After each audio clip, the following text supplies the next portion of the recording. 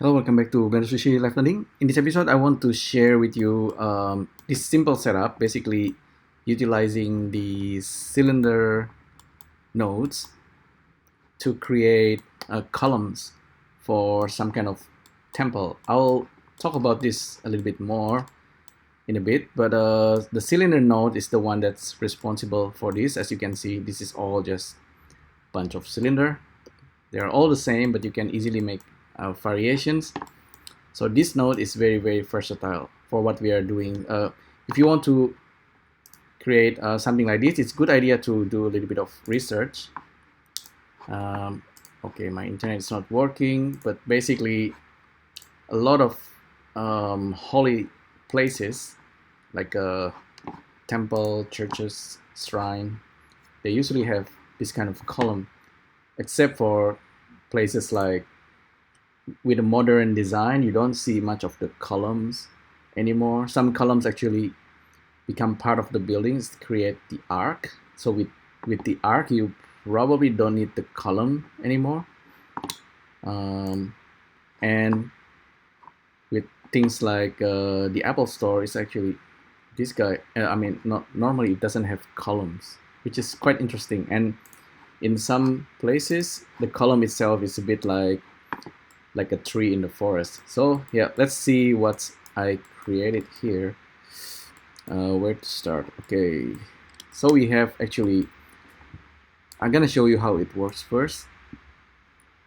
So you can have some kind of shrine or temple that's only like two, supported by two rows in the grid, but you can also have more. So that's basically what it is. It's just a cylinder. Okay, the bottom part is not actually procedural. That's actually something that's added. But you have the ceiling, you have the floor, and this is actually super basic. So I'm gonna reduce the number for now so you can see.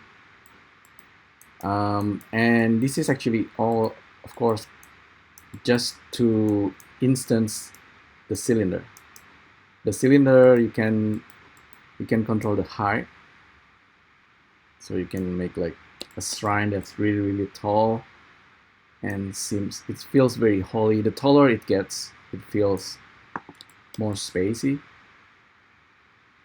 and grand, but yeah, maybe not too tall. This one is very short. You might actually use this setup to create like something like a car park. So car park at night can be kind of holy or maybe a little bit horror, but and you can also twist the column if you like, but that's for other thing. The scale, okay, the scale maybe not, but you see the cylinder, it does everything.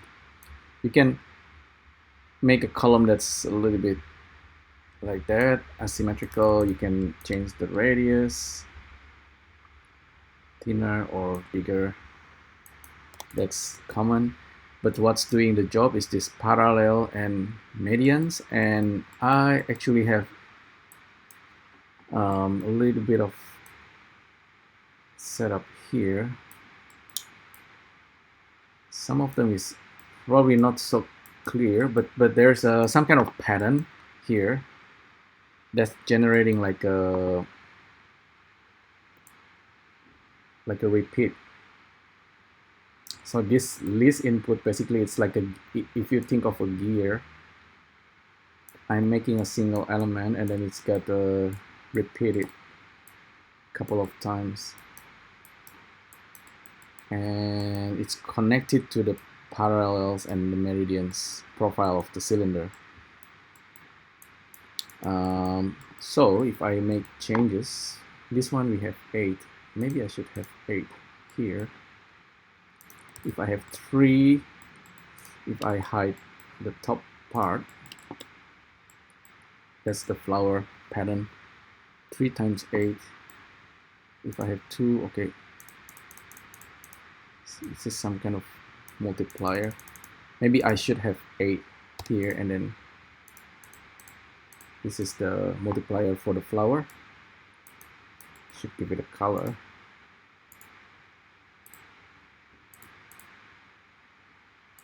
Where is that thing? Color. So this is so you can see this is only 3 petals of the flower. I can make it 10. So that's for the pole. It's only one type of design here. So that's for the parallel or the meridians. But the parallel, okay, the parallel, we can control the resolutions. You can see as I'm scrubbing this value, we have different kind of design. So this is using noise to control the design of the pole. I can randomize this. I can use Voronoi, Blender, Perlin, or even something like a cell noise. Cell noise, of course, usually my favorite. It gives a certain kind of look. And for now, everything seems the same. But if I use range integer, I believe, number range, and if I plug this into the seed, I could have a different design for each pole. Maybe. Oh, in this case, it doesn't seem to work. Maybe I need to split the value. No. Okay. Maybe. But I know this is actually possible, but I need to make a repeat. This one is to control to add some kind of thickness on top of the noise. And I have this line that's actually controlling the noise as well. So whether it's more noisy or less noisy.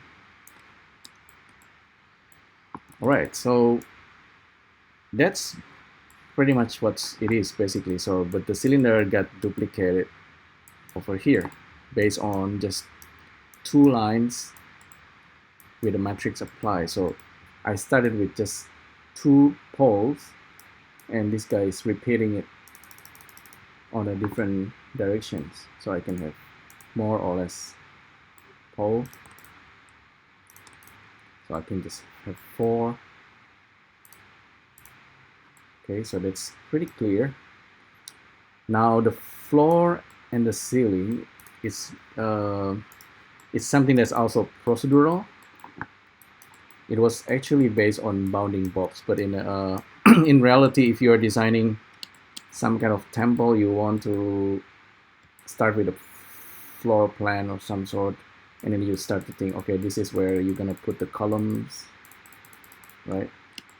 The temple can be circular as well with a column. But for now, for what I'm doing here, this is basically based on just the bounding box. The matrix of the bounding box is used to create a box. And from the box, I only take the top and the bottom part of the box. This is why all this is something that's kind of complex, but it's really only taking the part of the box. So that's the ceiling, and that's the floor. The floor, I reckon the floor can be better. I mean, a lot of temple have some kind of stair, so this kind of design is pretty common.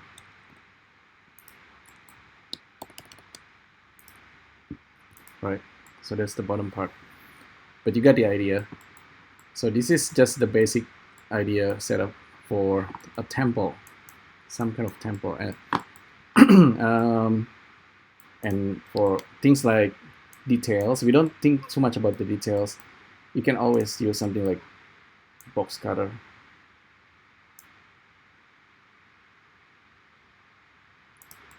And with the ceiling part, if you actually look at the ceiling part of the design architecture of temple, normally it's gonna have like some kind of grid.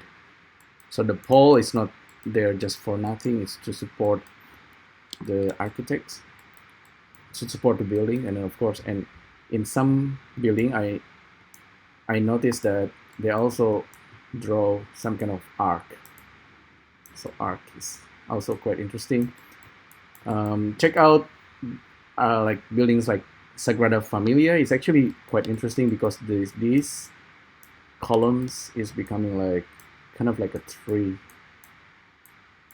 So of course, like lots of temple is probably just like a replica of a forest. Interesting idea, right? So I don't know, it's an interesting study, and every country, every religion have some kind of temple. So, and yeah, so but everything that's doing the hard work is actually the cylinder nodes, and this is the whole nodes setup. It can be simpler. I actually, when I first started building this, I have to mention, I actually used the revolve. So with the revolve, I was thinking, okay, maybe we can just draw the profile first, and then we revolve it. So that's gonna make a column that's more predictable. But I decided to just use a cylinder, just plug a lot of noise into the parallel and meridians, and you can have something like this, more or less the same idea. This is more controllable. So like I say, the cylinder node is really powerful, very, very versatile. You can make a lot of things based on just a cylinder. And usually if there's a temple, normally you have some kind of monuments. That's also something that you can create using a cylinder, gigantic monument. But on top of that, you also normally have some kind of what is it, like a giant arc, the entrance, like a gate of some sort. And yeah, so that's how you create some kind of temple, like a support columns for a temple. Yeah, because I'm not an architect, but I like to build stuff, and hopefully in the future this is gonna be just like, because this is already like a procedural, you can create this very, very quickly, and then you start adding stuff like other things. But yeah, like I said, this is just the basic. It doesn't have much details. I didn't even think about the UV and then adding the shader or the details. But you can, for example, you can always join all of this, delete everything. This guy you can apply, and you can use like, what is this, remesh, remove disconnected, smooth. This is like a quick and dirty way to turn this into a single object, and then you can further sculpt it. It's actually very, maybe not the right way to model, but still it's a quick and dirty way to create a virtual temple and turn off this symmetry and then just sculpt it further, adding details, put some vines or something. All right, so there you go. That's how you can procedurally build rough temple using SVerchok add-on in Blender. All right, thanks again for tuning in, and I'll see you next time. Thank you. Bye.